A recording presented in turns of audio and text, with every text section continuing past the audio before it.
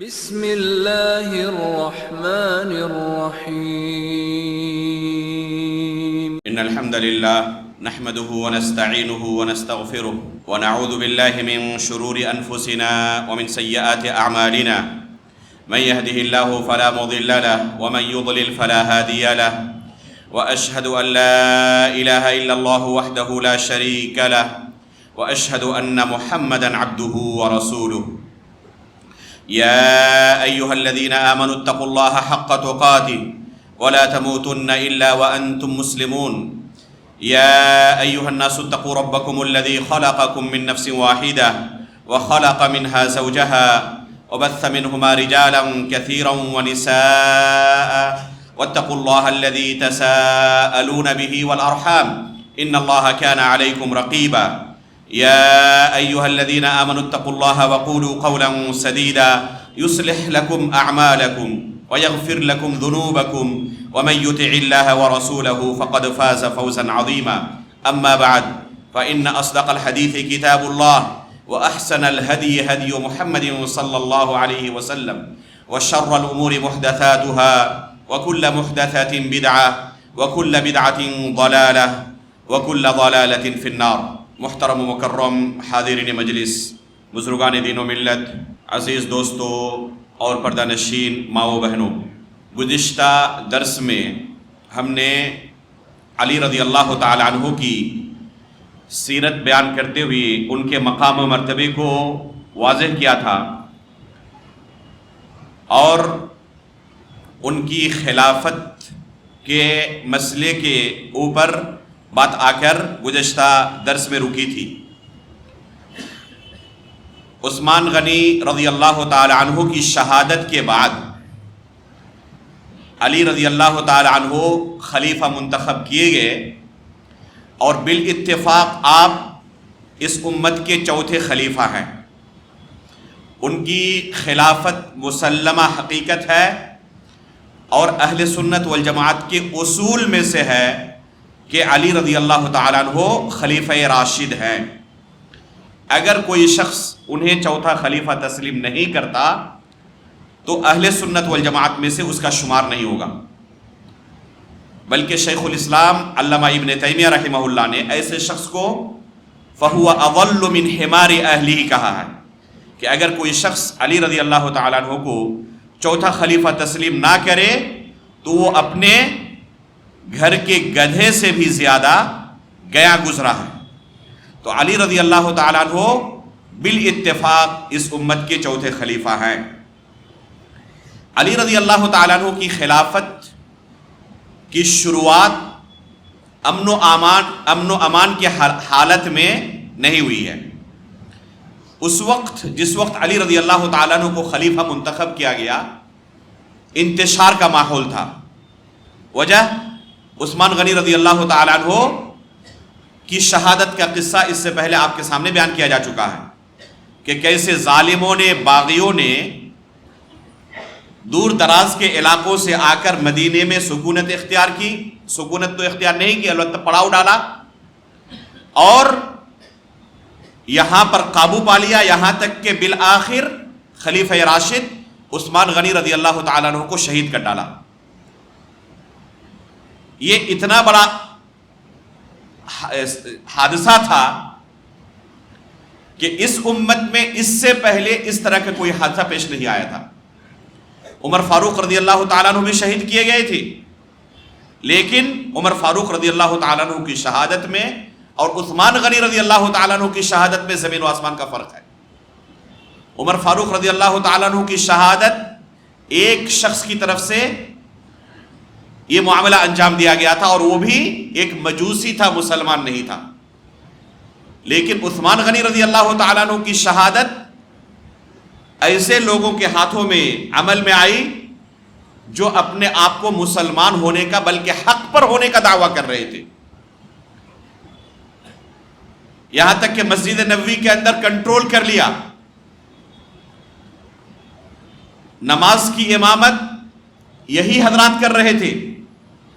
صحیح بخاری کے اندر روایت موجود ہے، امام بخاری رحمہ اللہ اس روایت سے استدلال کرتے ہیں کہ اگر کوئی فاسق و فاجر امام ہو نماز پڑھانے والا تو اس کے پیچھے مقتدیوں کی نماز ہو جاتی ہے، گرچہ یہ کوئی اچھی حالت نہیں ہے کہ ہمارا امام کوئی فاسق و فاجر ہو، لیکن اگر کوئی شخص اس کے سامنے حالات ایسے ہو جائے کہ اس کے پاس کوئی آپشن نہیں ہے، یا تو اسی فاسق و فاجر امام کے پیچھے نماز پڑھے یا جماعت ترک کر دے، اکیلے نماز پڑھے، ایسی صورت میں اسے جماعت ترک کرنے کی اجازت نہیں ہے، اسی امام کے پیچھے نماز پڑھے، امام کی نماز ہو یا نہ ہو لیکن اس کی نماز ہو جائے گی۔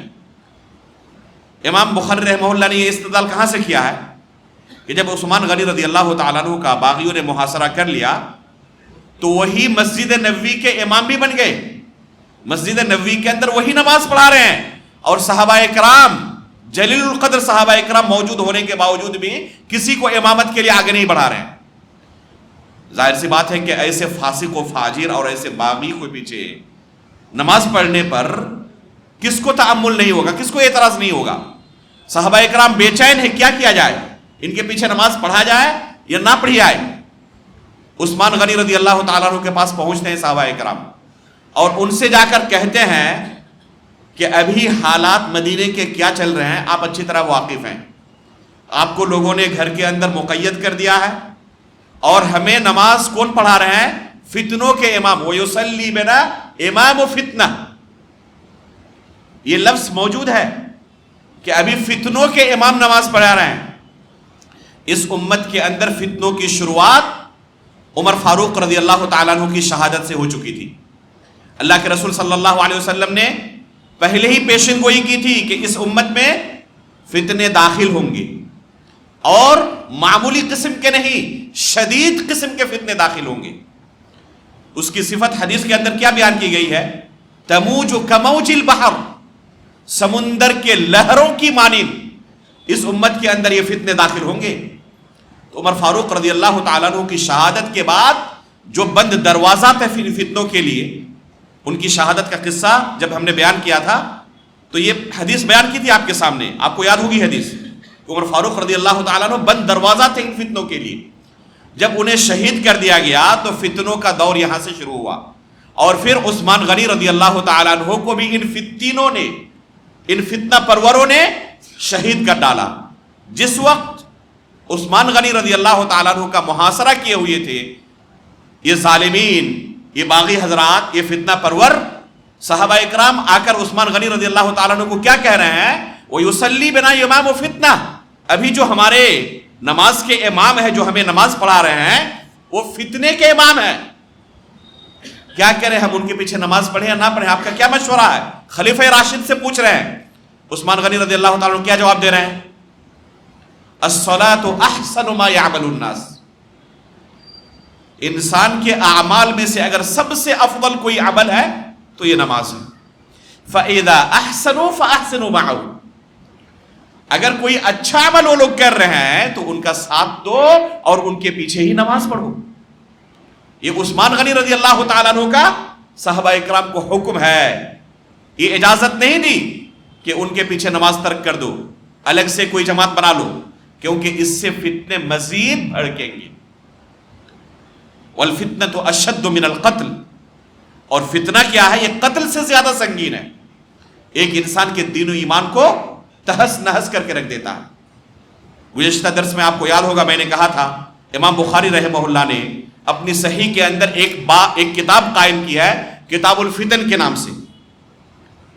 اس امت کے اندر کیسے کیسے فتنے داخل ہوں گے اور ان فتنوں سے ہمیں اپنے دین و ایمان کی حفاظت کیسے کرنی ہے، اللہ کے رسول صلی اللہ علیہ وسلم کی کیا رہنمائی ہے، ان تمام احادیث کو امام بخاری رحمہ اللہ نے تفصیل کے ساتھ بیان کیا ہے۔ اللہ رب العالمین نے کبھی موقع دیا تو انشاءاللہ ان احادیث کی شرح تفصیل کے ساتھ آپ کے سامنے کرنے کی کوشش کی جائے گی۔ البتہ ابھی اس موقع کی مناسبت سے کہ فتنے عثمان غنی رضی اللہ تعالیٰ عنہ کی زندگی میں داخل ہو چکے ہیں اور فتنوں کے امام نماز پڑھا رہے ہیں، عثمان غنی رضی اللہ تعالیٰ عنہ کو ان فتنہ پروروں نے قتل تک کر ڈالا۔ اب اس امت کے اندر ان کے قتل کے بعد کوئی خلیفہ موجود نہیں، یہ فتنہ پرور کوشش میں لگ گئے کسی کو اپنی طرف سے خلیفہ ہم منتخب کریں، انہیں اپنا سپورٹ دیں تاکہ اگلا جو خلیفہ ہو وہ ہمارے فیور میں رہے۔ اور ہمیشہ جو گنہگار قسم کے لوگ ہوتے ہیں وہ چاہتے ہیں کہ ایسے شخص کو ہم عہدے اور منصب پر نوازیں جو ہمارے فیور میں رہے اور ہمیں آزادی ہو پوری، ہمارے اوپر ننگی تلوار لٹکتی نہ رہے۔ لہذا انہوں نے کوشش شروع کی۔ گزشتہ درس میں آپ کے سامنے بیان کیا گیا تھا، سب سے پہلے علی رضی اللہ تعالیٰ عنہ کے پاس گئے، سختی کے ساتھ منع کر دیا کہ عثمان غنی رضی اللہ تعالیٰ عنہ کو ابھی تم نے قتل کیا ہے، ابھی ان کی تدفین بھی عمل میں نہیں آئی ہے، اور میں قبول کر لوں خلیفہ ہونا، یہ ہو نہیں سکتا۔ جس سے اللہ کے رسول صلی اللہ علیہ وسلم شرم و حیا کرتے تھے، اس وجہ سے کہ فرشتے ان سے شرم و حیا کرتے ہیں، اور ان کی ابھی تدفین بھی عمل میں نہیں آئی ہے، اور میں خلافت کے لیے تیار ہو جاؤں، اس سے میں شرمندگی محسوس کرتا ہوں۔ تیار نہیں ہوئی، بالآخر یہ گئے کن کے پاس؟ عبداللہ بن عمر رضی اللہ تعالیٰ عنہ کے پاس۔ انہوں نے بھی سختی کے ساتھ منع کر دیا، مجھے خلیفہ نہیں بننا ہے، یہاں تک کہ قتل کی بھی دھمکی دی، بعض روایتوں کے اندر آتا ہے کہ نہیں بنیں گے تو آپ کی جان کو خطرہ ہے، بننا پڑے گا۔ اس کے باوجود تیار نہیں ہوئی کہ نہیں بننا مجھے، چاہے جو کچھ ہو جائے مجھے خلافت قبول نہیں کرنی ہے۔ طلحہ رضی اللہ تعالیٰ عنہ کے پاس گئے اور اس طریقے سے کوشش کرتے رہے کسی کو کھڑا کیا جائے، ہم پہل کرنے والوں ہو، ہمارا اچھا خاصا رول ہو نئی خلافت کے قائم کرنے میں، تاکہ ہماری پوزیشن محفوظ رہے۔ اس طریقے سے بالآخر علی رضی اللہ تعالیٰ عنہ کے پاس جب صحابہ اور تابعین کی جماعت پہنچی اور جب دیکھا کہ مسلمانوں کا کوئی خلیفہ ضرور ہونا چاہیے، اس طریقے سے اگر معاملے کو چھوڑ دیا گیا، ہر کوئی پیچھے ہٹا رہا، تو معاملے مزید بگڑیں گے، سدھریں گے نہیں۔ بالآخر علی رضی اللہ تعالیٰ عنہ نے شرط رکھی کہ اس طرح سری طریقے سے میں خلافت قبول کرنے والا نہیں ہوں کہ میرے گھر میں کچھ لوگ بیعت کر کے چلے جائیں اور اس طرح چپکے سے خلیفہ کا انتخاب ہو، بلکہ علل اعلان مسجد نبوی کے اندر بیعت ہوگی، وہاں پر جس کو بیعت کرنی ہو آئے، حاضر ہو جائیں، اور وہاں پر آ کر علل اعلان مجمع عام میں بیعت ہو۔ بالآخر علی رضی اللہ تعالیٰ عنہ مسجد نبوی آئے اور علل اعلان مجمع عام میں ان کی بیعت ہوئی۔ بہت سارے صحابہ اور تابعین نے ان کے ہاتھ پر بیعت کی، اور جو عثمان غنی رضی اللہ تعالیٰ عنہ کے قاتلین تھے یہ پیش رہے، صرف اپنی پوزیشن محفوظ کرنے کے لیے، تاکہ آئندہ ہمیں کچھ مارجن ملتا رہے۔ ان کی تعداد کوئی معمولی تعداد نہیں تھی، اچھی خاصی ان کی تعداد تھی۔ مدینے کے اندر جب علی رضی اللہ تعالیٰ عنہ کو خلیفہ منتخب کر لیا گیا تو اطراف کے علاقوں میں صحابہ اور تابعین کی ایک بہت بڑی جماعت یہ رہی کہ پہلے عثمان غنی رضی اللہ تعالیٰ عنہ کے قاتلین کو سزا دی جائے، اور پھر اس کے بعد یہ خلافت کا معاملہ حل ہو، بیعت اس کے بعد ہونی چاہیے۔ یہ ایک اجتہادی اختلاف شروع ہوا، کسی بھی شخص کو صحابہ اکرام میں سے خصوصاً اور عموماً تابعین میں سے بھی اس بات پر اعتراض نہیں تھا کہ علی رضی اللہ تعالیٰ عنہ کو خلیفہ نہیں ہونا چاہیے، یا علی رضی اللہ تعالیٰ عنہ کو ہم خلیفہ تسلیم نہیں کرتے، یا کسی دوسرے کی ہم بیعت کرنا چاہتے ہیں۔ یہ معاملہ بالکل نہیں تھا، علل اطلاق کسی کی طرف سے علی رضی اللہ تعالیٰ عنہ کی نامزدگی پر اور ان کی امیدواری پر کوئی اعتراض نہیں تھا، کسی کو بھی انہیں خلیفہ ماننے سے انکار نہیں تھا۔ البتہ بیعت کی جو بات تھی اس میں اختلاف ہوا کہ پہلے عثمان غنی رضی اللہ تعالیٰ عنہ کے قاتلین کو سزا دی جائے، بیعت بعد میں ہوگی، اور علی رضی اللہ تعالیٰ عنہ یہ چاہتے تھے کہ پہلے بیعت ہو، معاملہ کنٹرول میں آ جائے، حالات سازگار ہو جائے، نارمل ہو جائے، اس کے بعد جتنے قاتلین ہیں سب کو سزا دی جائے گی۔ اس میں اختلاف نہیں تھا کہ قاتلین کو سزا دی جائے یا نہ دی جائے، سب کا اتفاق تھا کہ قاتلین کو سزا دی جائے گی، ان سے قصاص لیا جائے گا، لیکن وقت کب ہو اس بارے میں اختلاف تھا، اور یہ اختلاف اجتہادی اختلاف تھا۔ اللہ کے رسول صلی اللہ علیہ وسلم نے جو پیشن گوئیاں کی تھی اپنی زندگی میں، ان میں سے ایک پیشن گوئی یہ بھی تھی کہ مسلمانوں کے دو عظیم گروہوں کے درمیان اس طریقے سے اختلافات ہوں گے، تو اللہ کے رسول صلی اللہ علیہ وسلم نے اپنی زندگی میں ان فتنوں کے بارے میں پہلے ہی پیشن گوئی کر دی ہے۔ علی رضی اللہ تعالیٰ عنہ کا یہ پورا دور فتنوں سے بھرا رہا، مختلف طرح کے فتنے ظاہر ہوئے، اور اس وقت سے جو یہ فتنے اس امت کے اندر داخل ہوئے ہیں تو آج تک امت ان فتنوں سے گھری ہوئی ہے۔ فتنہ جانتے ہیں کسے کہتے ہیں؟ فتنے کے وقت صحیح اور غلط کی تمیز کرنا آسان نہیں ہوتا، کس کی بات قبول کی جائے کس کی رد کر دی جائے، یہ اچھے خاصے لوگوں کے لیے بھی تمیز کرنا بڑا مشکل ہو جاتا ہے۔ ایسے موقع پر اللہ کے رسول صلی اللہ علیہ وسلم نے کیا رہنمائی کی ہے؟ ان السعید لمن جنب الفتن، انتہائی سعادت مند ہے وہ شخص جو ان فتنوں سے اپنے آپ کو دور رکھتا ہے۔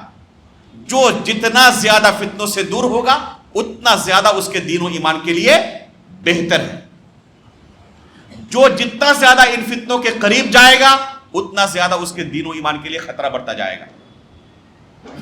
اور میرے بھائیوں، انسان کے پاس اگر سب سے قیمتی کوئی چیز ہے تو کیا ہے؟ ہمارا ایمان۔ اس سے قیمتی کوئی چیز نہیں ہے، اسے کسی بھی طرح آنچ نہیں آنی چاہیے۔ فتنے کے اندر ہم جا کے داخل ہوئے اور اس سے ہمارا دین و ایمان متاثر ہونے لگا، یہاں تک کہ ڈر ہے کہ ہم ایمان سے ہاتھ دھو بیٹھے، اسے قبول نہیں کیا جا سکتا، برداشت نہیں کیا جا سکتا۔ ایک مومن کبھی بھی اسے اپنی زندگی کی ترجیحات میں شامل نہیں کر سکتا۔ اللہ کے رسول صلی اللہ علیہ وسلم نے صریح الفاظ میں ان فتنوں سے دور رہنے کے لیے کہا، جو جتنا زیادہ فتنوں سے دور ہوگا اتنا زیادہ سعادت مند ہے اور اپنے دین و ایمان کی حفاظت کرنے والا ہے۔ فمن اتقى الشبهات وقع في الحرام، اللہ کے رسول فرماتے ہیں صلی اللہ علیہ وسلم کہ جو شبہات سے دور رہتا ہے، فمن اتقى الشبهات فمن وقع في الشبهات وقع في الحرام، جو شبہات کے اندر گرفتار ہوتا ہے نا، داخل ہوتا ہے تو حرام کے اندر داخل ہو جاتا ہے۔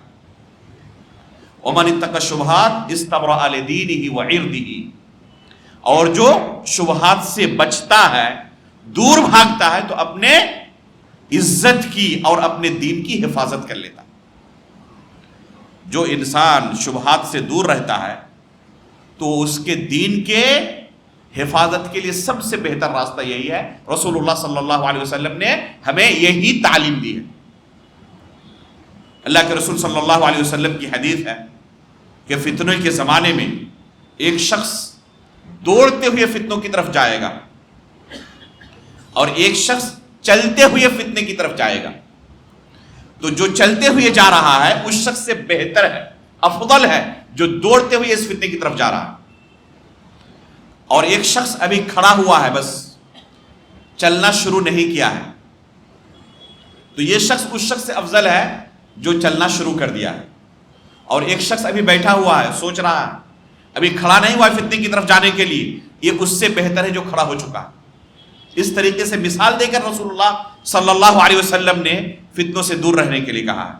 یہاں تک کہ اگر کوئی اس حالت میں پہنچ جائے، اسے لگنے لگے کہ اگر میں اسی معاشرے کے اندر رہا تو اپنے دین و ایمان کی حفاظت نہیں کر پاؤں گا، کسی نہ کسی گروہ کی طرف سے مجھے کھینچ لیا جائے گا اور شامل کر لیا جائے گا اور اپنے ہی مسلمان بھائیوں کا خون مجھے کرنا پڑے گا، میرے ہاتھ خون سے سنے ہوئے ہوں گے اپنے ہی مسلمان بھائیوں کے ہاتھوں سے۔ بہتر ہے کہ ایسی جگہ سے بھاگ جائے اور اپنے دین و ایمان کی حفاظت کرے۔ اللہ کے رسول صلی اللہ علیہ وسلم فرماتے ہیں کہ آخری زمانے میں جب اس طرح فتنے بھڑک اٹھیں گے تو ایک مومن کے پاس سب سے افضل مال کیا ہوگا؟ بکریوں کا ریوڑ، بکریاں ہوں گی۔ ان بکریوں کو لے کر جنگل کی طرف وہ رخ کرے گا، پہاڑوں کی طرف رخ کرے گا اور وہاں جا کر اکیلے میں، تنہائی میں، گوشہ نشینی میں اپنے دین ایمان کی حفاظت کرے گا۔ حالانکہ عام حالات میں اس طرح سماج اور معاشرے سے کٹنا حرام ہے، جائز نہیں ہے، اس کو رہبانیت کہتے ہیں۔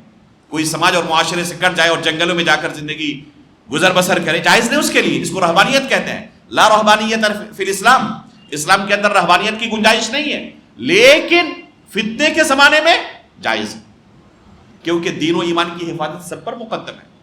اگر ڈر ہو کہ اس معاشرے میں رہنے کی وجہ سے ایمان کو خطرہ ہے، میں فتنے کا شکار ہو جاؤں گا، وہاں سے بھاگ کھڑے ہوئے.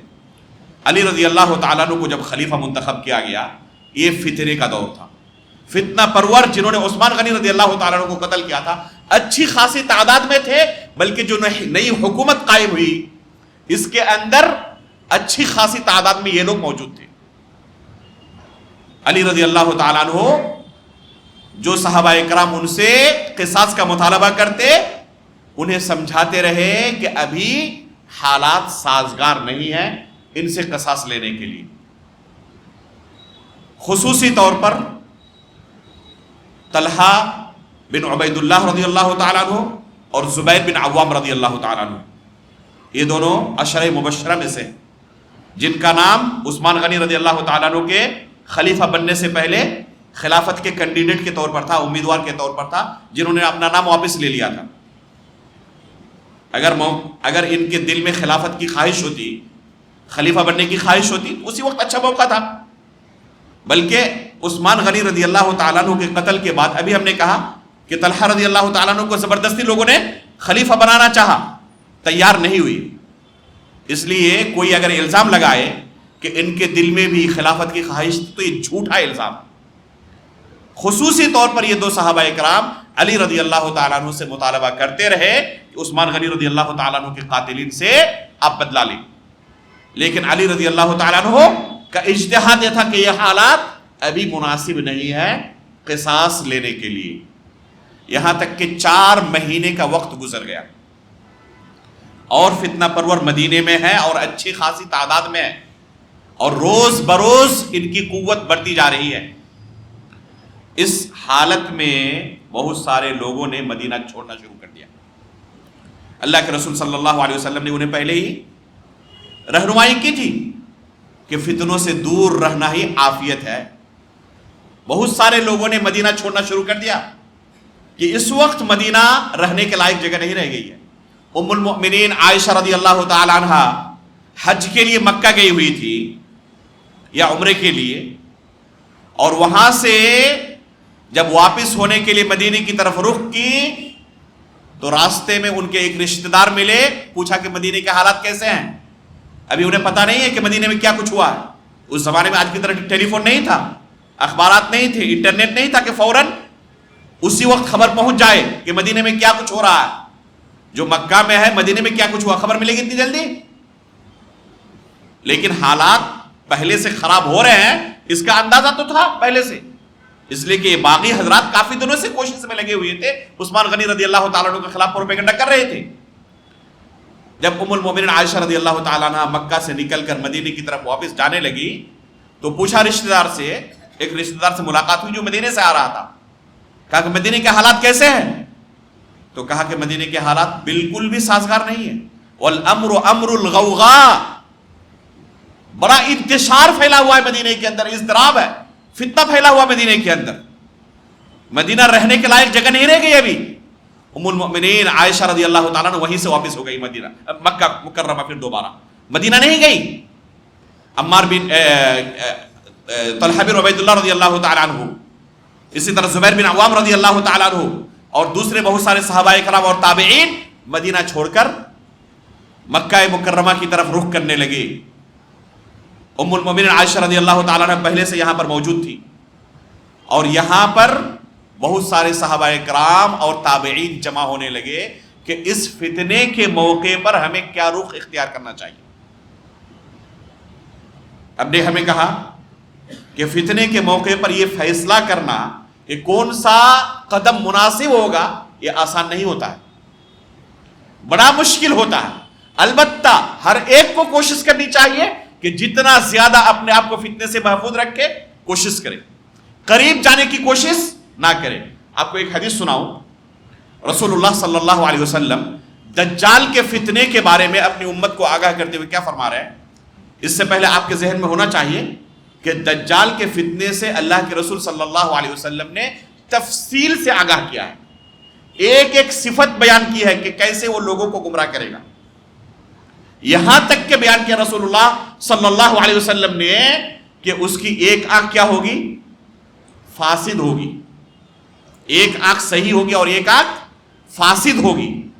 پیشانی پر کافر لکھا ہوا ہوگا. اگر اس طرح واضح ہو کہ یہ دجال ہے، آج بھی اب کسی سے پوچھے کہ دجال آپ کے سامنے آ جائے تو آپ اس کی اتباع کریں گے؟ کوئی بھی ادنا درجے کا مسلمان بھی جو دنوں رات گناہوں کے اندر ملوث رہتا ہے، اس سے بھی آپ پوچھیں، کیا جواب دے گا؟ وہ دجال کی اتباع کرے گا؟ وہ کوئی بندہ اپنے دل سے آپ پوچھ کے دیکھیں، اگر آپ کو سوال کیا جائے کہ دجال کی اتباع کریں گے تو کوئی کہے گا؟ جو بھی اپنے آپ کو مسلمان ہونے کا دعویٰ کرتا ہے، ایک شخص بھی نہیں کہے گا کہ میں دجال کے ٹیم میں جا کر شریک ہو جاؤں گا اور اسی کی طرف سے مسلمانوں سے لڑوں گا. کسی مومن سے یہ تصور آپ نہیں کر سکتے. اس کی پیشانی پر لکھا ہوا ہوگا کافر. ایک آنکھ فاسد ہوگی، علامت ظاہر ہے کہ یہ دجال ہے، اس کے دجال ہونے میں کوئی شک نہیں ہے. اس کے باوجود سنیں کہ اللہ کے رسول صلی اللہ علیہ وسلم فتنے سے کس قدر آگاہ کر رہے ہیں کہ دین و ایمان کے لیے کتنا بڑا خطرہ ہے. یہ سب فتنے اس حدیث سے اندازہ لگائیں. رسول اللہ صلی اللہ علیہ وسلم فرماتے ہیں من سمع بالدجال فلینأ منہ. دجال کے بارے میں جس شخص نے سن لیا کہ دجال کا ظہور ہو چکا ہے، دجال آ چکا ہے، تو اس کی طرف لپکے نہیں، جتنا ممکن ہو سکے دور رہے، دور بھاگے. وہ 3 مرتبہ اللہ کے رسول صلی اللہ علیہ وسلم نے اس جملے کو دہرایا کہ سن لو کہ دجال ظاہر ہو چکا ہے تو فوراً دیکھنے کے لیے مت جانا کہ دیکھیں کیسا لگتا ہے دیکھنے میں، کیسے کیسے کرتب دکھاتا ہے، کیسے کیسے لوگوں کو گمراہ کرتا ہے. انسان کی طبیعت ہوتی ہے نا، جب بھی اس طرح کی کوئی چیز ظاہر ہو فتنوں کی طرف لوگ لپکتے ہیں. آپ لوگوں کو لاکھ بڑا کریں، بہت کم لوگ آپ کی بات سنیں گے، بلکہ جو آگاہ کرے، تنبیہ کرے، لوگ اسی کے بارے میں غلط فہمی کے شکار ہو جاتے ہیں. یہاں تک کہ بہت سارے لوگ گالی گلوچ پر اتر آتے ہیں کہ انہیں کچھ نہیں آتا، ہم اتنے کمزور ایمان والے نہیں ہیں کہ ان کی بات سن کر ہمارا ایمان ڈگمگا جائے اور اپنے ایمان سے ہاتھ دھو بیٹھے. میرے بھائیوں، اللہ کے رسول صلی اللہ علیہ وسلم کو اپنی امت کے بارے میں پتہ نہیں تھا کہ یہ کلمہ لا الہ الا اللہ پڑھنے والے اللہ رب العالمین پر اور اس کے رسول پر ایمان لانے والے کیسے بہک جائیں گے. لیکن اس کے باوجود رسول اللہ صلی اللہ علیہ وسلم نے کیا رہنمائی کی؟ 3 مرتبہ دہرایا اس جملے کو کہ دجال کے بارے میں سنو نا کہ ظاہر ہو چکا ہے، لپکنا نہیں اس کی طرف، جانا نہیں دیکھنے کے لیے، بلکہ جتنا ممکن ہو سکے دور بھاگو. اس کے بعد اللہ کے رسول آگے کیا فرماتے ہیں وہ سب سے اہم ہے. رسول اللہ صلی اللہ علیہ وسلم آگے فرماتے ہیں کہ کچھ لوگ کیا ہوں گے؟ اپنے ایمان کے بارے میں حسن ظن کے شکار ہوں گے. میں اتنا پختہ ایمان والا کیسے گمراہ ہو سکتا ہوں؟ دیکھ لینے سے کیا بگڑ جائے گا؟ کچھ کہتے ہیں نا کچھ لوگ اس طرح. اسی خوش فہمی میں اور حسن ظن میں مبتلا ہوتے ہوئے جائے گا وہ دجال کو دیکھنے کے لیے. اللہ کے رسول صلی اللہ علیہ وسلم فرماتے ہیں کہ بعد میں دجال کی ٹیم کا ہی ایک فرد ہوگا. وہ تھا مومن پکا، گیا دیکھنے کے لیے اور دجال کے شبہے کا اس قدر شکار ہوا کہ بعد میں اسی ٹیم سے لڑنے لگا اور اسی ٹیم کا ایک ممبر بن کر مومنین سے اب جنگ کر رہا ہے. تو میرے بھائیوں، جب شبہات داخل ہوتے ہیں تو اچھے خاصے ایمان والے پڑھے لکھے لوگ بھی کب کس فتنے کے شکار ہو جائے آپ کچھ نہیں کہہ سکتے. اور پوری تاریخ اٹھا کر دیکھ لیں، جنہوں نے بھی رسول اللہ صلی اللہ علیہ وسلم کی اس نصیحت پر عمل نہیں کیا ہے، ایک لمبی تاریخ ہے کہ ان کا انجام بڑا برا ہوا ہے، بڑا خطرناک اور درد بھرا انجام ہے ان کا. اچھے خاصے کبار محدثین، کبار علماء اپنے زمانے کے ان فتنوں کی طرف لپکے اور ان کا انجام یہ ہوا کہ بعد میں گمراہ فرقوں کے سردار بن کر ظاہر ہوئی، بڑے لوگوں میں سے ظاہر ہوئی. اس لیے میرے بھائیوں، ہمیشہ علماء فتنوں سے دور رہنے کے لیے کہتے ہیں. اس لیے نہیں کہ ان علماء کے پاس علم کی کمی ہے، جہالت ہے، ڈرتے ہیں، اس لیے کہ اللہ کے رسول صلی اللہ علیہ وسلم نے یہی ہمیں تعلیم دی ہے کہ فتنوں سے دور رہنا. صحابہ اکرام نے بھی یہی کیا تھا. جب جنگ جمل اور جنگ صفین ہوئی، ہزاروں کی تعداد میں دونوں فریق ملا کر، بعض روایتوں کے اندر آتا ہے کہ 20,000 اور 30,000 کی جماعت تھی. اتنی بڑی جماعت میں صحابہ اکرام کی تعداد کتنی تھی؟ بعض لوگ کہتے ہیں، بعض روایتوں کے مطابق صرف 100 صحابہ اکرام نے شرکت کی تھی، اور بعض روایتوں کے مطابق 30 کی تعداد ہوگی. 50,000 میں سے 30 صحابہ اکرام پہنچیں گے جنہوں نے اس فتنے کے وقت شرکت کی تھی. باقی سب کے سب دور رہے، نیوٹرل رہے اپنے ایمان کی حفاظت کے لیے. تو یہی اللہ کے رسول صلی اللہ علیہ وسلم کی تعلیم ہے. یہاں سے فتنوں کا دور شروع ہوتا ہے. ابن سیرین رحمہ اللہ سے امام مسلم رحمہ اللہ نے اپنی صحیح کے مقدمے میں، صحیح مسلم کے مقدمے میں آپ کو یہ اثر ملے گا ان کا. فرماتے ہیں کانوا لا يسألون عن الاسناد فلما وقعت الفتنة قالوا سموا لنا رجالكم فينظر الى اهل السنة فيقبل حديثهم فيؤخذ حديثهم وينظر الى اهل البدعة فلا يؤخذ حديثهم. کہتے ہیں کہ فتنوں کا دور شروع ہونے سے پہلے لوگ ایک دوسرے سے سند کے بارے میں نہیں پوچھتے تھے. دین کی بات کسی نے کسی کے سامنے بیان کی، فوراً قبول کر لیتے تھے، کیونکہ سب کے سب ایک عقیدے، ایک منہج پر، ایک دین پر قائم تھے. ابھی تک بدعتوں کی شروعات نہیں ہوئی تھی، ابھی سب کے سب اصل اور اوریجنل دین پر قائم تھے. تو جب بھی دین کی بات کوئی بیان کرتے، فوراً ان کی بات سنتے، اس پر عمل کرتے. لیکن جب فتنوں کی شروعات ہوئی اور تمام علماء کا اجماع ہے اس بات پر، فلما وقعت الفتنہ کا جو لفظ ہے کہ جب فتنے ظاہر ہوئے، تو اس سے کون سا زمانہ مراد ہے؟ عثمان غنی رضی اللہ تعالیٰ عنہ کا قتل مراد ہے. تمام علماء کا اجماع اس بارے میں کہ یہاں فتنے سے مراد عثمان غنی رضی اللہ تعالیٰ عنہ کا قتل مراد ہے. کہ جب عثمان غنی رضی اللہ تعالیٰ عنہ کو قتل کر دیا گیا، کیا ہوا؟ قالوا سموا لنا رجالکم. اب لوگ اپنے دین و ایمان کو لے کر الرٹ ہو گئے، چوکنا ہو گئے. کوئی دین کی بات ان کے سامنے بیان کرتا، کہتا کہ آپ نے یہ بات کن سے سنی ہے، ذرا اپنی سند بیان کریں. فَيُنظَرُ إِلَىٰ أَهْلِ السُّنَّةِ فَيُؤْخَذُ حَدِيثُهُمْ وَيُنظَرُ إِلَىٰ أَهْلِ الْبِدْعَةِ فَلَا يُؤْخَذُ حَدِيثُهُمْ.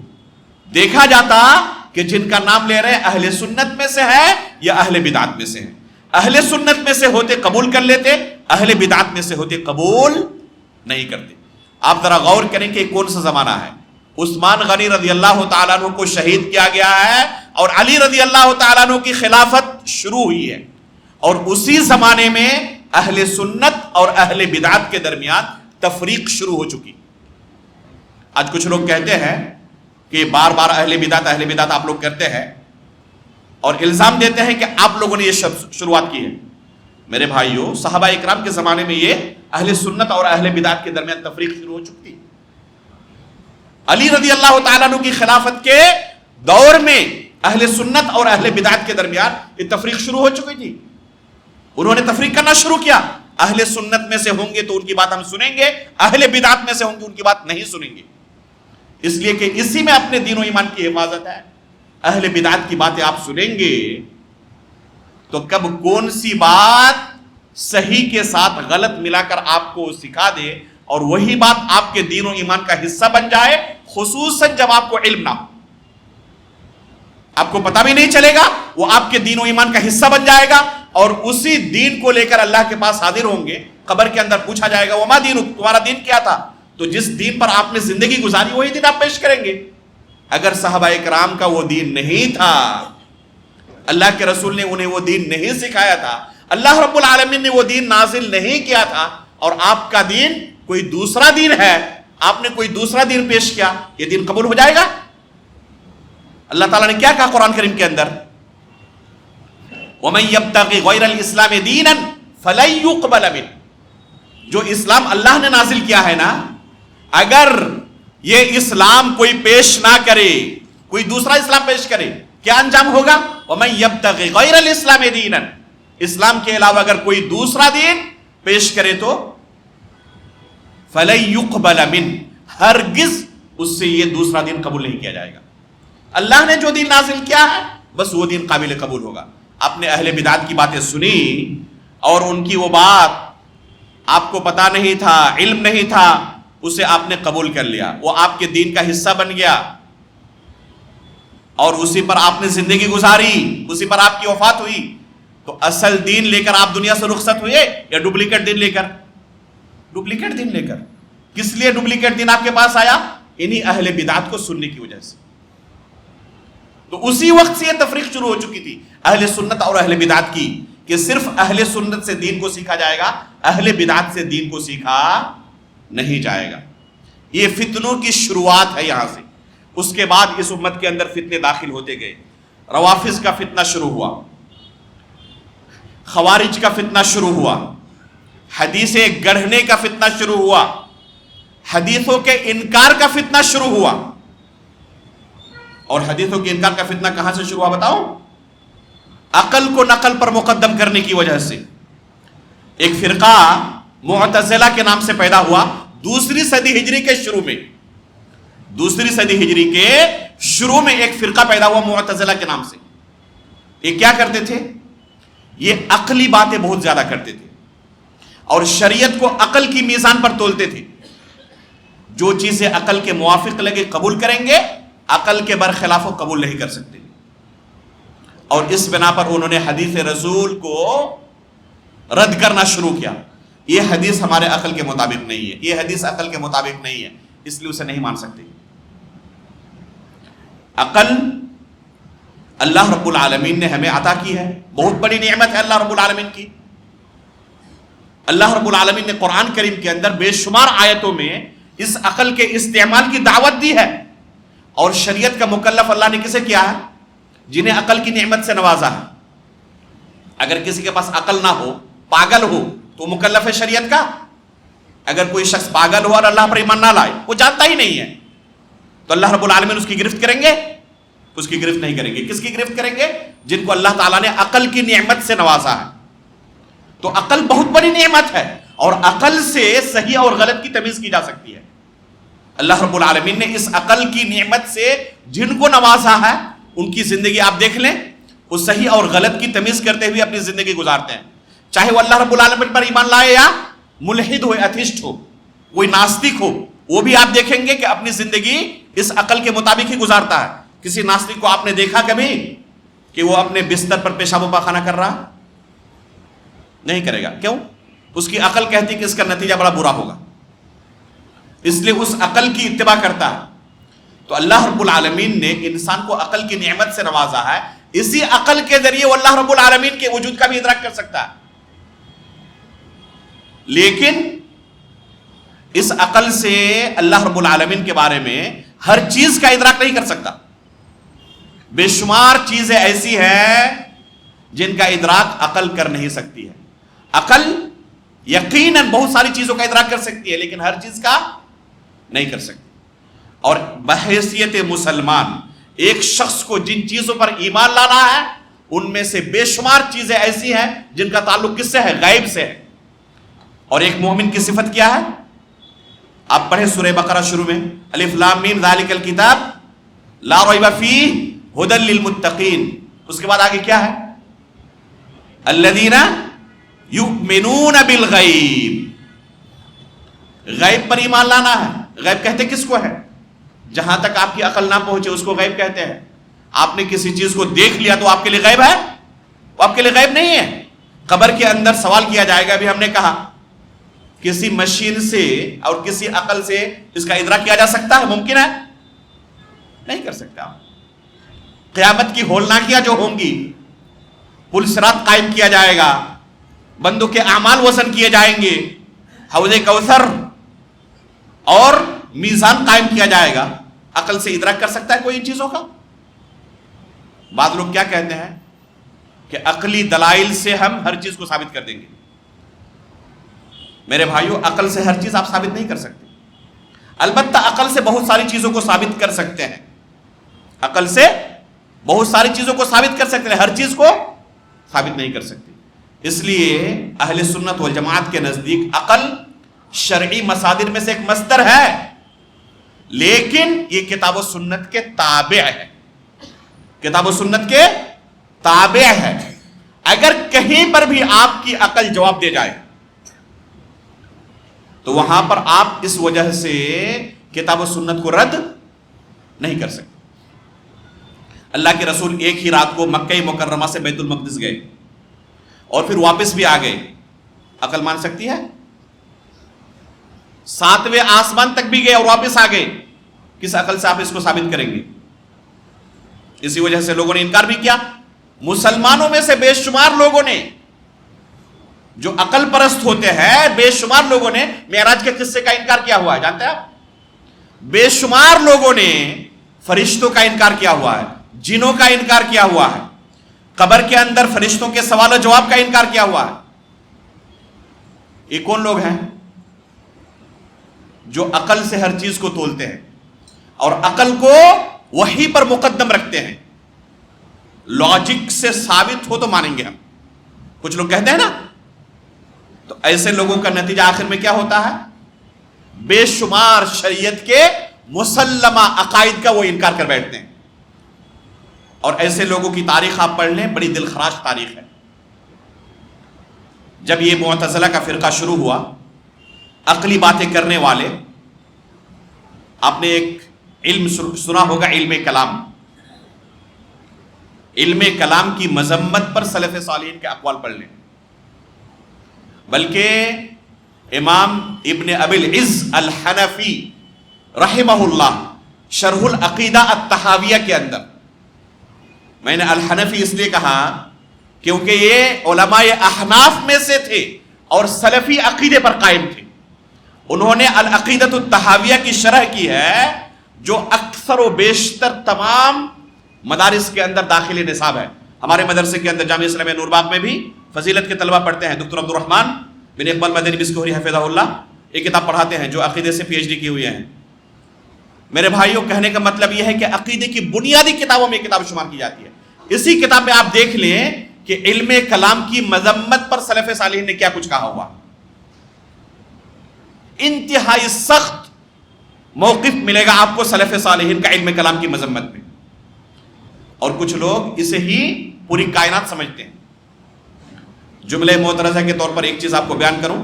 ابھی 2 دن پہلے جو مناظرہ ہوا، مناظرے کے بعد مفتی صاحب کا اپنے استاد مفتی یاسر ندیم کے ساتھ ایک پوڈ کاسٹ ہوا. اس میں پوچھ رہے ہیں مفتی یاسر صاحب ان کو کہ علم کلام کا آپ کو کتنا فائدہ ملا اس مناظرے میں. مناظرے کے بعد پوچھ رہے ہیں، تو جواب میں مفتی صاحب کیا کہہ رہے ہیں کہ اصل تو علم کلام ہی پورا تھا. خود کہہ رہے ہیں کہ پورا تو علم کلام ہی تھا مناظرے میں، اسی کے سہارے سے تو پورا یہ مناظرہ ہم نے کیا ہے. آپ سلف کی تفسیر اٹھا کر دیکھ لیں. میں نے کہا ایک ایسے مصدر کا نام جو علماء احناف کے نزدیک بھی انتہائی معتبر اور موقر کتاب ہے، کہ اس میں علم کلام کے بارے میں سلف صالحین کا کیا موقف ہے. اس زمانے میں یہ عقلی باتیں کرنے والے اور لاجک سے دوسروں کو زیر کرنا ایک رواج اور فیشن بنا ہوا تھا، اور لگے رہتے تھے لوگوں کے ساتھ مناظرہ کرنے کے لیے. یہ کن کا یہ تھا، طریقہ تھا، عقلی باتیں پیش کرنا اور اس طرح لاجک سے دوسروں کو قائل کرنا اور مناظرے میں مشغول رہنا. یہ متکلمین کا طریقہ تھا، علم کلام کے سہارے، لاجک کے سہارے، عقل کے سہارے دوسروں کو زیر کرنا. اور ایک چیز آپ نے محسوس کی ہوگی، عموماً جو لوگ اس طرح عقلی باتیں کرتے ہیں نا، عقلی دلیلیں پیش کرتے ہیں، لوگ فوراً لپکتے ہیں ایسے لوگوں کی طرف. کوئی بھی شخص کسی دوسرے کو حاضر جوابی سے، عقلی جواب سے، لاجک سے زیر کر دے، بڑی ان کو واہ واہی ملتی ہے، تالیاں بہت پڑتی ہیں ایسے لوگوں کے عقلی جوابوں پر. لیکن عقل اللہ رب العالمین کی مخلوقات میں سے ایک مخلوق ہے. جیسے آنکھ اللہ نے آپ کو دی ہے، کس کام کے لیے؟ دیکھنے کے لیے. کتنی دور تک دیکھ سکتے ہیں آپ؟ ایک محدود دائرے تک نہ دیکھ سکتے ہیں. یہاں سے دلی دیکھ سکتے ہیں آپ؟ نہیں دیکھ پائیں گے. کان کو اللہ نے کس لیے دیا ہے؟ سننے کے لیے. کہاں تک سن سکتے ہیں آپ؟ 1 کلومیٹر کوئی دور گفتگو کر رہا ہو، سن پائیں گے آپ؟ نہیں سن پائیں گے. ایک محدود دائرے میں آپ سن سکتے ہیں. اسی طرح عقل بھی اللہ نے دی ہے سوچنے کے لیے. کہاں تک آپ سوچ پائیں گے؟ ایک محدود دائرے تک سوچ پائیں گے، اس سے آگے آپ سوچ ہی نہیں سکتے. اس سے آگے آپ سوچ ہی نہیں سکتے، ممکن ہی نہیں ہے. گزشتہ 2 سال پہلے چندریان 3 پر ہندوستان کے سائنس دانوں نے चंद्रयान 3 का जो ऑपरेशन था कामयाब हुआ और चांद के कुतुब जुनूबी पर, साउथ पोल पर हिंदुस्तान के साइंसदानों ने सॉफ्ट लैंडिंग की। खबर जानते होंगे आप लोग, पूरी दुनिया ने तारीफ की हिंदुस्तानी साइंसदानों की और बैक जुबान कहा कि हिंदुस्तान पहला मुल्क बना जिन्होंने चांद के कुतुब जुनूबी पर सॉफ्ट लैंडिंग की है। इसका मतलब क्या कि उससे एक दिन पहले तक उस जगह पर क्या कुछ है किसी ने देखा नहीं था। जब से दुनिया बनी है किसी ने देखा नहीं था। ये तस्लीम कर रहे हैं ना। अब आप बताएं कि एक मखलूक है छोटी सी अल्लाह रब्बुल आलमीन की, उस मखलूक तक इस अकल के जरिए आप रसाई कर सकते कि वहां पे क्या कुछ है? जब एक मखलूक तक आप रसाई नहीं कर सकते तो इस आसमान के ऊपर दूसरे आसमान में क्या कुछ है कोई कह सकता? 7वें आसमान के ऊपर अल्लाह का अर्श है, अकल से आप उसका इदराक कर सकते हैं? अल्लाह रब्बुल आलमीन अर्श के ऊपर है, इदराक कर सकते हैं? अकल से इन चीजों का इदराक नहीं कर सकते। इसलिए आप देखेंगे जो ये अकल का इस्तेमाल करने वाले हैं ना, और अकल से ही दूसरों को क्या करते हैं, डिबेट करते हैं, मुनाजरा करते हैं, ज़ेर करने की कोशिश करते हैं, जहां पर उनकी अकल जवाब दे जाए उन चीजों का इनकार कर देते हैं। जिन चीजों को अकल से साबित नहीं कर पाएंगे क्या करते हैं, वहां पर सिरे से इनकार कर दो, छुट्टी। ये शुरू जमाने से रहा है। इसी वजह से उन्होंने अल्लाह रब्बुल आलमीन की सिफात का इनकार किया। अल्लाह रब्बुल आलमीन की सिफात का इन मुअतज़िला, इन मुतकल्लिमीन ने इनकार किया है। किस वजह से? अल्लाह रब्बुल आलमीन की सिफात को अकल के जरिए साबित नहीं कर पा रहे हैं, तो वहां से इनकार शुरू हुआ। सलफ़ सालिहीन इस तरह के मुनादरे से लोगों को रोकते थे कि ये अकल के इस्तेमाल पर ये मुनादरे कायम होते हैं और इससे बेशुमार जगहों पर वही की धज्जियां उड़ती हैं, क्योंकि अकल के दायरे में वो चीजें नहीं आती। और अल्लाह रब्बुल आलमीन के बारे में, उसकी शरीयत के बारे में बेशुमार ऐसी चीजें कहते हैं जो वही के मुताबिक नहीं होती है। इसलिए सलफ़ सालिहीन रोकते थे इस तरह के मुनाजरे से। अब पढ़ ले सलफ़ सालिहीन का पूरा मौक़िफ़। इमाम अहमद इब्न हंबल रहमहुल्लाह की उसूल सुन्ना उठाएं, इमाम इब्न बत्ताह अल उक़बरी रहमहुल्लाह की अल इबानतुल कुबरा उठाएं, इमाम आजुर्री की अश-शरिया उठाएं, इमाम लालकाई रहमहुल्लाह की शरह उसूल इतिक़ाद अहले सुन्नत वल जमाअह उठाएं, इमाम इब्न रजब अल हंबली रहमहुल्लाह की फ़ज़्ल इल्म सलफ़ अला इल्म खलफ़ उठाएं। तमाम किताबों में मुत्तफ़िक़ा आपको यही मनहज मिलेगा सलफ़ सालिहीन का कि वो मुनादरे से रोकते थे लोगों को, मुनादरे की तरगीब नहीं देते थे। अलबत्ता उन्होंने भी मुनादरा किया है लेकिन महदूद दायरे में। आप दूसरे लफ्जों में कह सकते हैं मजबूरी में, इंतहाई महदूद दायरे में वो मुनादरे की इजाजत देते थे या जरूरत पड़ने पर मुनाजरा करते थे। खुद इमाम अहमद इब्न हंबल रहमहुल्लाह ने मुनाजरा किया है अहमद इब्न अबी दुआद से खल्क़ कुरान के फितने को लेकर, लेकिन इसके बावजूद खुद मना कर रहे हैं, बार बार मना कर रहे हैं कि मुनादरे से दूर भागो, मुनादरा मत करो। क्यों? क्या होता है मुनादरे से? मुनादरे में एक मुनादिर की पूरी कोशिश किस बात पर रहती है? सामने वाले को हराना, चाहे किसी भी लॉजिक से हो, किसी भी दलील से हो। गरचे खुद उसे मालूम हो कि ये दलील कमजोर है बल्कि बातिल है, फिर भी उसे पेश करता है, क्योंकि सामने वाले को हराना है किसी भी तरीके से। अगर सामने वाले के सामने हमने कबूल कर लिया कि आपकी दलील का हमारे पास जवाब नहीं या आपकी दलील दुरुस्त है, वहां से तो मामला बिगड़ जाएगा ना। हार नहीं सकते हम, किसी तरह जीतना है। सामने वाले के सवाल का क्या जवाब दिया जाए कुछ नहीं पता, तैयार करते हैं दलील वही ऑन द स्पॉट और उसे पेश करते हैं सामने वाले को सिर्फ ज़ेर करने के लिए।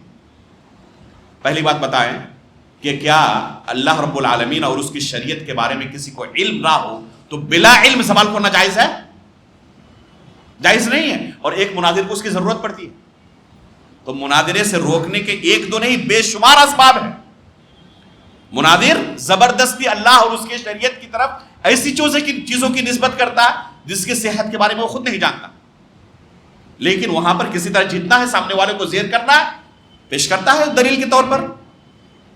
नीज अकली दलीलों की तरफ जो भागेगा, हमेशा आप पाएंगे कि अकली दलील उस वक्त तक बहुत मजबूत नजर आती है جب دلیل دینے والے سے سامنے والے کی عقل کمزور ہو. جس دلیل کو آپ بہت مضبوط سمجھ رہے ہیں اس سے بڑی کوئی عقل آئے گی اور اس کو توڑ دے گی تو آپ کو یہ دلیل بےہودہ نظر آئے گی, بودی نظر آئے گی کہ کوئی دلیل ہی نہیں. اس لیے عقلی دلیلوں سے جو متاثر ہوتے ہیں اور کسی کی بات قبول کرتے ہیں, پھر کچھ دنوں کے بعد کوئی بڑی عقل اس سے آتی ہے اور پھر وہ اس کو متاثر کر لیتا ہے, پھر اس کی طرف چلا جاتا ہے. پھر اس سے بڑی کوئی عقل آئی, اس سے متاثر ہوا, پھر اس کی طرف چلا. اس طرح وہ ایک جگہ پر قائم نہیں رہتا, ہمیشہ کیا رہتا ہے, وہ متذبذب رہتا ہے. اور ایمان اللہ رب العالمین کے اوپر یقین کے ساتھ رکھنا یہ لا الہ الا اللہ کے شرائط میں سے ہے. اگر کسی کے دل میں شک و شبہ ہو تو اس کا ایمان قابل قبول نہیں ہے. لا الہ الا اللہ کے شرائط میں سے کیا ہے کہ یقین کے ساتھ اللہ رب العالمین پر ایمان لائے. ایک چیز اور آپ کو بتاؤں, لا الہ الا اللہ کا معنی جانتے ہیں نا, اللہ رب العالمین کے سوا کوئی بھی برحق معبود نہیں ہے. کسی بھی معبود کے بارے میں اللہ کے سوا ذرہ برابر بھی اگر کوئی شخص گنجائش نکالنے کی کوشش کرے اس کا کیا حکم ہے بتائیں. اللہ رب العالمین کے علاوہ کسی بھی دوسرے معبود کے لیے اگر ذرہ برابر بھی اس دوسرے معبود کی طرف سے کوئی دفاع کرے یہ جائز ہے؟ اس کی تھوڑی سی بھی گنجائش نکلتی ہے کہ اللہ رب العالمین کے علاوہ دوسرے معبودوں کے لیے ہم دفاع کریں؟ ابھی جو 2 دن پہلے مناظرہ ہوا اس کے بارے میں بتائیں. یہ مناظرہ مفتی صاحب کی طرف سے اللہ رب العالمین کو برحق ثابت کرنے کے لیے تھا, یا ایک ایسا شخص جو اللہ کا, جو گاڈ کا, بلکہ ایک مرتبہ غلطی سے انہوں نے کہہ بھی دیا تھا لفظ اللہ تو فوراً سدھارا کہ اللہ نہیں گاڈ. تو اللہ رب العالمین کے ثابت کرنے کے لیے مناظرہ تھا ہی نہیں. مناظرہ کس بات پر تھا؟ ایک طرف ایک شخص کسی بھی الہ کے ہونے کا, گاڈ اور خدا کے ہونے کا انکار کر رہا اور دوسرا شخص اسے ثابت کر رہا. شروع میں ہی بیان کیا گیا, یہ مناظرہ شروع ہونے سے پہلے ہی اعلان کیا گیا کہ یہاں پر کسی مذہب کی طرف سے دفاع نہیں ہوگا. آپ اگر یہ سمجھ رہے ہیں کہ میرے مذہب کی طرف سے دفاع ہو رہا ہے تو غلط, آپ کو مایوسی ہاتھ لگے گی. باضابطہ اعلان کیا گیا. تو اللہ رب العالمین جو مذہب اسلام کا معبود ہے, مذہب اسلام کے نزدیک, اہل اسلام کے نزدیک جو ہمارا معبود ہے, اس معبود کے دفاع کے لیے مناظرہ تھا ہی نہیں سرے سے. کس معبود کے لیے؟ جسے لوگ معبود سمجھتے ہیں, الہاد کے, جو گاڈ کا انکار کرتے ہیں, اس کے بالمقابل ہمیں گاڈ کو ثابت کرنا ہے. اس لیے مفتی صاحب کے ترکوں سے, ان کی دلیلوں سے جتنے مذہب والے ہیں سب خوش ہیں, تالی پیٹ رہے ہیں, اور وہ واضح طور پر سمجھ رہے ہیں کہ ہماری طرف سے بھی دفاع ہو رہا ہے. بہت سارے لوگوں نے باضابطہ لکھا بھی کہ یہ صرف اسلام کے طرف سے دفاع نہیں تھا اور اللہ رب العالمین کو ثابت کرنے کے لیے مناظرہ نہیں تھا, بلکہ گاڈ کو ثابت کرنے کے لیے مناظرہ تھا. جتنے مذاہب کے اندر گاڈ کا تصور ہے اس کو ثابت کرنے کے لیے. ذرا دل پر ہاتھ رکھ کر کہیں کہ کلمہ لا الہ الا اللہ بھی اس کی اجازت دیتا یا نہیں دیتا؟ کلمہ لا الہ الا اللہ کے 2 بنیادی رکن ہیں, ایک ہے نفی, ایک ہے اس بات. پہلے نفی ہے, بعد میں اس بات ہے. نفی کا معنی کیا ہے؟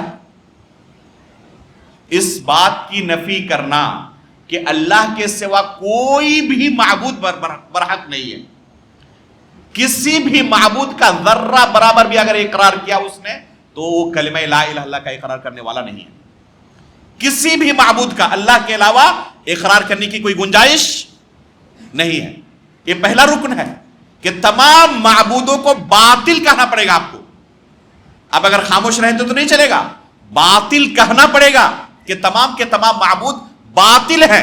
اور دوسرا رکن کیا ہے؟ اس بات کہ اللہ رب العالمین برحق معبود ہیں. کفار مکہ اس دوسرے رکن کو قبول کرتے تھے, اللہ رب العالمین کو برحق معبود مانتے تھے, لیکن پہلے رکن کو قبول نہیں کرتے تھے. وہ کہتے تھے کہ اللہ تعالیٰ برحق معبود ہے لیکن ہمارے بھی معبود ہے, ان کو بھی کچھ اللہ تعالیٰ نے پاور دیا ہوا ہے. تو وہ اپنے معبودوں کو باطل تسلیم کرنے کے لیے راضی نہیں تھے. البتہ اللہ رب العالمین کو بھی برحق معبود مان لیتے تھے.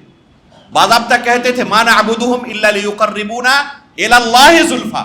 جن معبودوں کی ہم عبادت کرتے ہیں نا، کس لیے؟ تاکہ یہ ہمیں اللہ کے قریب کر دیں. تو قربت اصل اللہ کی مقصود تھی ان کی، ان کو بس ان کا سفارشی مانتے تھے. اس کے باوجود وہ مشرک رہے نہیں رہے، کیونکہ ان معبودوں کو باطل نہیں مانتے تھے. تو یہ لا الہ الا اللہ کا بنیادی رکن ہے، نفی اور اثبات. آپ ذرا بتائیں کہ یہ جو ابھی مناظرہ ہوا، اس مناظرے میں نفی کا کہیں پر کوئی تذکرہ تھا؟ اللہ رب العالمین کو ثابت کرنے کے لیے برحق معبود کوشش ہوئی، یا جو بھی جس مذہب کے اندر الہ کا تصور ہے، معبود کا تصور ہے، اس کو ثابت کرنے کی کوشش کی گئی. کیا کلمہ لا الہ اس کی گنجائش دیتا ہے، اجازت دیتا کہ کسی بھی اللہ کے علاوہ دوسرے معبود کی طرف سے کوئی دفاع کیا جائے؟ اس کی گنجائش نہیں ہے. ایک اور چیز آپ کو بتائیں، اس طرح کے مناظرے جب ہوتے ہیں تو لاکھوں کروڑوں لوگ دیکھتے ہیں. اب آپ ویوز دیکھ لیں، کتنے لوگوں نے اب تک اس مناظرے کو دیکھ لیا. اس مناظرے میں جو کچھ پیش کیا گیا، بہت سارے مسلمانوں نے اسے اللہ رب العالمین کا عقیدہ ہمارا یہی ہونا چاہیے یہ سمجھ کر قبول کیا. اچھے خاصے پڑھے لکھے لوگ بھی، چونکہ عقیدے کے دروس ہمارے یہاں کم ہوتے ہیں، وہ بھی اہل حدیث مدارس میں، مساجد میں کچھ ہوتے ہیں، دوسروں کے ہاں تو اس کا بھی اہتمام نہیں. ان بنیادی مسائل کا علم نہ ہونے کی وجہ سے کہاں پر کیا کچھ غلطی ہو رہی ہے ہمیں احساس بھی نہیں ہوتا، اور جو چیز وہ بیان کر رہے ہیں سمجھ لیتے ہیں کہ ہمارا عقیدہ اللہ کے بارے میں یہی ہے. ایک عقیدہ اللہ رب العالمین کے بارے میں بار بار ثابت کیا گیا اس مناظرے میں، کیا کہ اللہ رب العالمین یا جو گاڈ، جس گاڈ کے بارے میں وہی کر رہے ہیں، کیا ہے وہ؟ نان فزیکل ریالٹی ہے یا میٹا فزیکل. یہ فزیکل اور نان فزیکل کا لفظ اللہ رب العالمین کے لیے استعمال کرنا جائز ہے؟ یہ بالاتفاق اہل سنت والجماعت کے نزدیک بدعتی لفظ ہے. اہل سنت والجماعت کبھی بھی جو اللہ رب العالمین کے بارے میں صحیح عقیدہ رکھنے والے ہیں، کبھی بھی اس لفظ کو وہ قبول نہیں کر سکتے. اللہ رب العالمین کے لیے فزیکل یا نان فزیکل کا لفظ استعمال نہیں کر سکتے. یہ جائز لفظ نہیں ہے اللہ رب العالمین کے لیے، کیونکہ کتاب و سنت میں یہ لفظ وارد نہیں ہوا ہے. اللہ رب العالمین کے لیے ہم فزیکل یا نان فزیکل کا لفظ استعمال کریں. اگر کوئی ہم سے پوچھے، سوال کرے کہ اللہ رب العالمین فزیکل ہے نان فزیکل ہے، کیا جواب ہوگا آپ کا؟ اب تو آپشن آپ کے پاس دو ہی ہے، دونوں میں سے کوئی اختیار کر لیں. نہیں میرے بھائیوں، آپ پوچھیں سامنے والے سے کہ آپ کا مقصد کیا ہے فزیکل اور نان فزیکل لفظ سے. اگر وہ کہے کہ فزیکل کا مطلب یہ ہے کہ اللہ رب العالمین کی شکل ہے، اللہ رب العالمین کا چہرہ ہے، اللہ تعالیٰ کی 2 آنکھیں ہیں، 2 ہاتھ ہے، اللہ کا قدم ہے، تو ہم کہیں گے کہ اللہ رب العالمین کی یہ صفات تو ہم مانتے ہیں، کتاب و سنت کے اندر اللہ رب العالمین کی صفات کا تذکرہ موجود ہے، اس لیے آپ کی مراد اور آپ کا مقصود صحیح ہے. بس اس صحیح مراد اور مقصود کے لیے درست لفظ کا بھی انتخاب کریں. درست لفظ کیا ہے؟ جو قرآن اور حدیث کے اندر وارد ہوا ہے. جب آپ کی مراد صحیح ہے تو ایسے لفظ کا استعمال کیوں کرتے ہیں جس لفظ سے شبہ پیدا ہوتا ہے غلط عقیدے اور منہج کا؟ اس لیے اس لفظ کو چھوڑ دیں اور جو درست الفاظ ہیں کتاب و سنت کے اندر ان الفاظ کا استعمال کریں. اگر وہ یہ تفسیر کرے فزیکل کی، اور اگر کہے کہ فزیکل سے مراد ہماری کیا ہے کہ اللہ رب العالمین گوشت پوشت اور ہڈی اور خون ان چیزوں سے مرکب ہے، اللہ رب العالمین کا چہرہ، اللہ رب العالمین کے ہاتھ، ان چیزوں سے گوشت اور ہڈی ہمارے ذہن میں جو تصور ہے اس طریقے سے اللہ رب العالمین ہے، تو ہم کہیں گے کہ لیس کمثلہ شیء وہو السمیع البصیر. آپ کسی بھی چیز سے اس کی تشبیہ نہیں دے سکتے. اللہ رب العالمین آپ کے اس فزیکل والے مقصود سے اور اس مراد سے بری ہے. تو یہ معنی اگر آپ کے ذہن میں ہے فزیکل کا تو یہ باطل معنی ہے. تو فزیکل اور نان فزیکل دونوں صورت میں ایک معنی برحق، ایک معنی باطل. اور وہ لوگ جو اہل کلام سے متاثر ہیں، علم کلام کو پڑھتے ہیں، علم کلام کو یہ سب کچھ سمجھتے ہیں، یا ان کے عقیدے و منہج پر ہیں. آپ کو پتا ہونا چاہیے کہ ہمارے ملک کے اندر جو دیوبندی حضرات ہیں وہ کس عقیدے و منہج پر ہیں؟ خود انہوں نے باضابطہ صراحت کے ساتھ اعلان کیا ہوا ہے کہ ہم عقیدے کے باب میں، اصول کے باب میں امام ابو حنیفہ کے مقلد نہیں ہیں۔ کن کے مقلد ہیں؟ امام ابو الحسن اشعری کے اور ابو منصور ماتریدی کے۔ انہوں نے خود اعلان کیا ہوا ہے، یہ ہم ان پر تہمت نہیں لگاتے، وہ خود اعلان کرتے ہیں کہ ہمارا عقیدہ کن کا ہے؟ ابو الحسن اشعری کا اور ابو منصور الماتریدی کا۔ عقیدے کے باب میں ہم ان کے مقلد ہیں۔ تو اشاعرہ کا عقیدہ کیا اللہ رب العالمین کے بارے میں؟ اللہ رب العالمین کی صفات کا اقرار کرتے ہیں، اللہ رب العالمین کی صفات کا انکار کرتے ہیں سوائے 7 صفات کے۔ ان تمام صفات کو انکار کرنے والے ہیں۔ تو ظاہر سی بات ہے کہ ندوی صاحب کس مکتب فکر کے ہے اب جانتے ہیں اچھی طرح سے، اور ان کے یہاں عقیدہ اللہ رب العالمین کے بارے میں، اللہ کی صفات کے بارے میں کیا آپ اچھی طرح جانتے ہیں۔ تو اگر ایسا بندہ اللہ رب العالمین کے بارے میں بار بار یہ لفظ کہے کہ اللہ رب العالمین کیا ہے، جو ہمارا گاڈ ہے یا معبود ہے یا خدا ہے، جو بھی کہے وہ کہے کہ نان فزیکل ہے، نان فزیکل ہے، نان فزیکل ہے، تو آپ لوگوں کے ذہن میں کون سا زہر ڈال رہے ہیں اللہ رب العالمین کے بارے میں؟ لوگوں کے عقیدے کو بگاڑنا نہیں ہوا؟ جتنے لوگوں کے ذہن میں یہ گیا ہے کہ ہمارا رب کیسا ہے، نان فزیکل ہے، اس خرابی کو عقیدے کی آپ ان کے ذہن سے کیسے صاف کریں گے بتائیں؟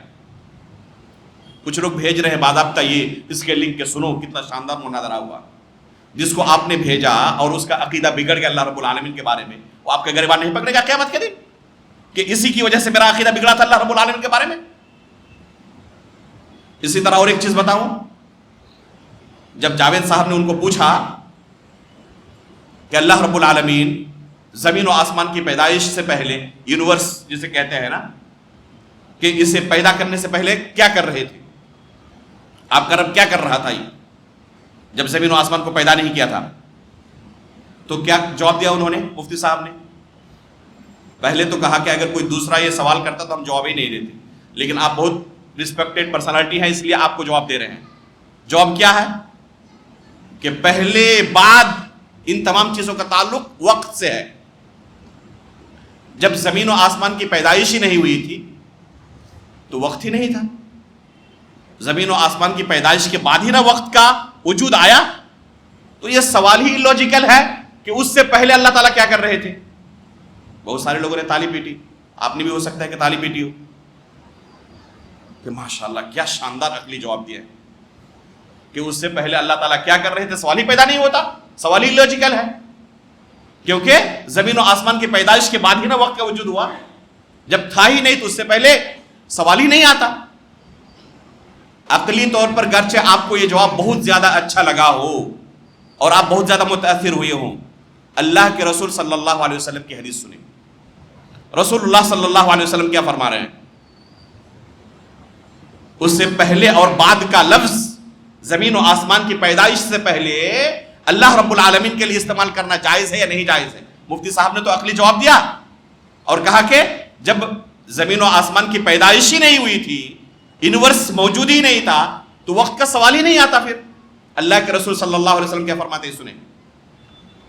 اللہ کے رسول صلی اللہ علیہ وسلم فرماتے ہیں، صحیح مسلم کے اندر حدیث موجود ہے، کتب اللہ مقادیر الخلائق قبل ان يخلق السماوات والارض ب50,000 سنہ۔ اللہ رب العالمین نے مخلوقات کی تقدیر کو لکھ دیا ہے، کب؟ زمین و آسمان کی پیدائش سے 50,000 سال پہلے۔ اللہ کے رسول تو فرما رہے ہیں کہ زمین و آسمان کی پیدائش ابھی ہوئی نہیں ہے، اور اس سے 50,000 سال پہلے اللہ نے مخلوقات کی تقدیر کو لکھ دیا ہے۔ اور مفتی صاحب کہہ رہے ہیں کہ اس سے پہلے وقت کا وجود ہی نہیں تھا۔ بار بار کہہ رہے ہیں کہ اللہ رب العالمین ٹائم لیس ہے، نان فزیکل ریالٹی جو ہے یا میٹا فزیکل، اس کے بارے میں کیا کہہ رہے ہیں کہ وہ ٹائم کا کریٹر ہے، اس کا ٹائم لیس ہونا ضروری ہے کیونکہ وہ ٹائم کا کریٹر ہے۔ میرے بھائی، کیا یہ عقیدہ رکھنا شریعت ہمیں اس کی گنجائش دیتی ہے؟ اللہ کے رسول صلی اللہ علیہ وسلم کیا فرماتے ہیں سنیں اللہ رب العالمین کے بارے میں، اللہم انت الاول فلیس قبلک شیء، اے اللہ تو اول ہے اور تجھ سے پہلے کچھ نہیں ہے۔ اب جاوید صاحب پوچھ رہے ہیں کہ زمین و آسمان کی پیدائش سے پہلے اللہ تعالیٰ کیا کر رہا تھا، آپ ثابت کریں. عقل سے ثابت کر پائیں گے آپ تو عقل کے پیچھے بھاگنے والے ہیں. اگر آپ وحی کی رعایت کرتے جواب آسان تھا، جواب مشکل نہیں تھا. جاوید صاحب کا سوال کوئی مشکل سوال نہیں تھا. کس کے لیے؟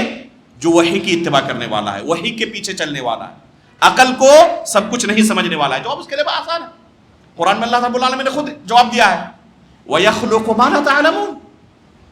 اللہ رب العالمین نے ایسی ایسی مخلوقات پیدا کی ہے جن کا تمہیں کوئی علم ہی نہیں ہے. تو ضروری ہے کہ ہمیں ہر مخلوق کے بارے میں علم رہے. اہل سنت والجماعت کے عقائد میں سے ایک عقیدہ ہے کہ اللہ رب العالمین کی صفات جو ہے ازلی ہے. ازل سے اللہ رب العالمین موجود ہے اور اس کی صفات ازلی ہے. متکلمین کا عقیدہ ہے کہ اللہ رب العالمین خالق کب ہوا؟ مخلوقات کو پیدا کرنے کے بعد. اس سے پہلے خالق نہیں تھی. نعوذ باللہ من ذالک. تو ظاہر سی بات ہے کہ آپ علم کلام کو پڑھیں گے اور اس کی اتباع کریں گے اور کتاب و سنت کی اتباع نہیں کریں گے، سلف صالحین کے منہج کی اتباع نہیں کریں گے، تو اسی طرح کے باطل عقائد کا آپ کو سہارا لینا پڑے گا. اور بہت ساری جگہوں پر پھنسیں گے تو وہاں پر عقل کا سہارا لے کر اسے چپ کرانے کی کوشش کریں گے، چاہے اس عقل کا سہارا لینے کی وجہ سے کتاب و سنت کے نصوص کی دھجی اڑانے کی بھی ضرورت پڑے، کوئی فرق نہیں پڑتا اس وقت. یہ جواب تو بڑا عقلی طور پر اچھا لگا، لیکن اللہ کے رسول کی حدیث کے سامنے اس عقل کی کوئی حیثیت ہے؟ عقلی طور پر تو ہمیں بہت اچھا لگا کہ زمین و آسمان کی پیدائش کے بعد ہی وقت کا وجود ہوا، اس لیے اس سے پہلے اللہ کیا کر رہا تھا یہ سوال ہی پیدا نہیں ہوتا. اور اللہ کے رسول فرما رہے ہیں کہ زمین و آسمان کی پیدائش سے 50,000 سال پہلے اللہ رب العالمین نے مخلوقات کی تقدیر کو لکھ لیا ہے. کتنی مخلوقات اللہ نے پیدا کی اللہ تعالیٰ بہتر جانتا ہے. اس لیے اللہ رب العالمین کے بارے میں ہم کیا کچھ کہہ سکتے ہیں؟ صرف وہ کہہ سکتے ہیں جو اللہ تعالیٰ نے اپنے بارے میں خبر دی ہے یا اس کے رسول نے اس کے بارے میں خبر دی ہے. اور ان نصوص کو سلف صالحین نے جس طریقے سے سمجھا ہے بس اسی طریقے سے ان کی ہم تفسیر کر سکتے ہیں. اپنی طرف سے منمانی تفسیر بھی نہیں کر سکتے. اس لیے میرے بھائیوں یہ دین و ایمان جو ہے نا انتہائی قیمتی متاع ہے ہمارے پاس. اگر ہر ایک کو ہم سننا شروع کریں اور خصوصاً ایسے لوگوں کو جو عقل کے پیچھے بھاگنے والے ہیں، عقلی دلائل سے متاثر کرنے والے ہیں اور جن کے عقید و منہج کے بارے میں ہم مطمئن نہ ہوں، تو یہ سلف صالحین کا طریقہ نہیں ہے کہ ان کے پیچھے ہم بھاگیں اور ان کی باتوں کو سنیں اور محظوظ ہوں اور ان کے عقلی دلائل پر ہم تالی پیٹیں. ابھی ہم نے کہا کہ علی رضی اللہ تعالیٰ عنہ جب خلیفہ ہوئے، عثمان غنی رضی اللہ تعالیٰ عنہ کو شہید کیا گیا، تو یہ فتنے کا دور تھا. صحابہ اکرام نے اور تابعین نے کیا منہج اپنایا اس وقت؟ فلما وقعت الفتنہ قالوا سموا لنا رجالکم فَيُنْظَرُ إِلَىٰ أَهْلِ السُّنَّةِ فَيُؤْخَذُ حَدِيثُهُ وَيُنْظَرُ إِلَىٰ أَهْلِ الْبِدْعَةِ فَلَا يُؤْخَذُ حَدِيثُهُ. عثمان غنی رضی اللہ تعالیٰ عنہ کی شہادت کے بعد فتنوں کا دور جب شروع ہوا تو صحابہ اکرام کا، تابعین کا یہ منہج تھا. ہمیں بھی چاہیے کہ ہم بھی ان فتنوں سے اسی طرح لڑیں اور ان فتنوں سے اسی طرح دور رہنے کی کوشش کریں جو صحابہ اکرام اور تابعین نے کوشش کی تھی. جو ان کا منہج تھا اسی منہج پر چلتے ہوئے ہی ہم اپنے دین و ایمان کی حفاظت کر سکتے ہیں. اللہ رب العالمین سے دعا ہے کہ اللہ رب العالمین ہمیں منہج سلف پر آخری سانس تک چلنے کی توفیق عطا فرمائے. اللہ رب العالمین ہمیں اپنے دین و ایمان پر ثابت قدم رکھے. کسی شبہے اور کسی فتنے سے اللہ رب العالمین ہمیں محفوظ رکھے. ہم کسی فتنے کے شکار نہ ہو جائے، کسی شبہے کے شکار نہ ہو جائے. اللہ رب العالمین ایمان کی حالت پر ہماری وفات فرمائے، نبیین، صدیقین، شہداء و صالحین کے ساتھ ہمارا حشر کرے. آمین. تقبل رب العالمین. وصلی اللہ علی نبینا محمد. سبحانک اللہم و بحمدک، اشہد ان لا الہ الا انت، استغفرک و اتوب الیک.